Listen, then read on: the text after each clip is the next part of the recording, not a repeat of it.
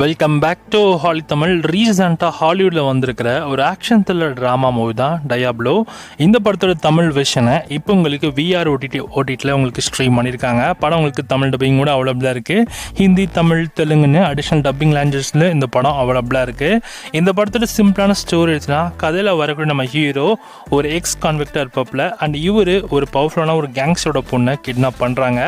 So இதுக்காக அந்த பொண்ணை கிட்னாப் பண்ணணும், அதுக்கான காரணம் என்ன, அண்ட் அவரோட ப்ராமிஸ் என்ன, அவரோட ப்ராமிஸை ஸோ எதனால் அவர் வந்து அந்த பொண்ணை கடத்தினாரு, ஸோ அதுக்கான பேக் ஸ்டோரி அண்ட் கடைசியில் அதை ஃபுல்ஃபில் பண்ணாரா இல்லையா, கடைசியில் அந்த ஒத்துமொட்ட கேங்ஸ்டர்ஸுமே நம்ம ஹீரோவை துரத்திட்டு வருவாங்க. அந்த சேஸில் என்ன மாதிரி சம்பவம் நடந்துச்சு, கடைசியில் என்ன தான் ஆச்சு அப்படின்றது தான் இந்த படத்தோட மிச்ச கதையே. ஓவராலாக இந்த படத்தோட ப்ளஸ்ன்னு எடுத்திங்கன்னா, கண்டிப்பாக இந்த படத்தோட ஸ்க்ரீன் ப்ளே நல்லா இருந்துச்சு. நல்லா ரீஸியாக கொண்டு போயிருந்தாங்க. எங்கேயுமே பெருசாக போர் அடிக்கலை.